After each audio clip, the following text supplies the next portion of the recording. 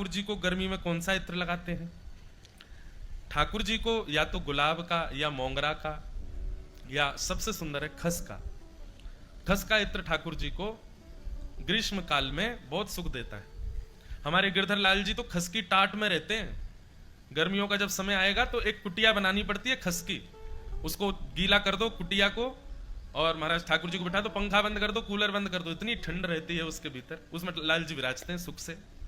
तो खस का इत्र ठाकुर जी को बहुत प्रिय है। खस का हो गया, मोंगरा का, जिनकी तासील ठंडी है ऐसे इत्र ठाकुर जी को लगाना। जैसे कि हिना का इत्र नहीं लगाना, गर्म होता है। कस्तूरी का इत्र नहीं लगाना, वो भी गर्म होता है। केसर भी गर्म तो होता है पर कई जगह लगाते हैं, पर केसर भी गर्म है। तो जो शीत प्रदान करें ठाकुर जी को, चंदन हो गया, मोंगरा हो गया, खस का इत्र हो गया, ये ठाकुर जी को अर्पित करने चाहिए। और एक और बात सुनो, ग्रीष्म ऋतु में ठाकुर जी को वस्त्र हल्के पहनाओ, ज्यादा भारी भरकम कपड़े नहीं।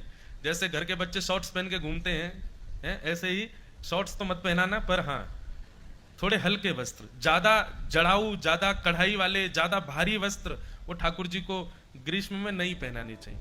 अपनी जैसे हम लोग रहते हैं गर्मियों में सूती पहनते हैं, सरल पहनते हैं, वैसे ठाकुर जी की सेवा में भी भाव रखो।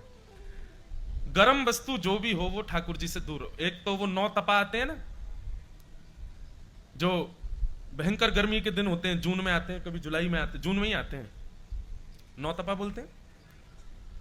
उनमें तो हमारे ब्रज में तो ऐसा है कि ठाकुर जी के आगे फुब्बारा चलाया जाता है, मोंगरे के बंगले बनाए जाते हैं, गुलाब के मोंगरे के बंगले, इतना ठंडक रखी जाती है ठाकुर जी के पास। क्यों? क्योंकि हमारी आपके भाव से ठाकुर जी हमारे घर में विराज रहे हैं, लेकिन ठाकुर जी के भाव से ठाकुर जी वन में हैं, ठाकुर जी गैया चरा रहे हैं, वहां धूप पड़ रही है, इसलिए हर प्रकार से ठाकुर जी की योग्यता का भाव रखें। और 9 तपाओं में ऐसा भी होता है कि सूती वस्त्रों को चंदन के जल में भिगो दो, और भिगोने के बाद वो जब ठंडा हो जाए, सूख जाए, तब ठाकुर जी को धारण कराओ।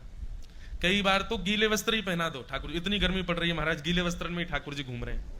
कभी फुब्बारे लगा दो ठाकुर जी को। गर्मियों का सुख, गर्मियों में सबसे ज्यादा सुख मिलता है सेवा में। क्यों? ठाकुर जी के मालाएं कम हो जाती हैं, वस्त्र कम हो जाते हैं, तो अंग का दर्शन होता है, छाती दिखेगी, गर्भ दिखेगा, भुजा दिखेंगी। हमको तो हमारे लाल जी, ये जो पीछे दर्शन है, ये शीतकाल का दर्शन है, या स्क्रीन में जिनको दिख रहे होंगे ये भी होली के दर्शन है। अक्षय तृतीया से ठाकुर जी के वस्त्र हल्के हो जाएंगे और फिर ठाकुर जी बढ़िया कम कम वस्त्र पहनेंगे। तो इत्र जो है ये इस प्रकार, जिनकी तासील ठंडी होती है, ऐसे इत्र धारण कराओ।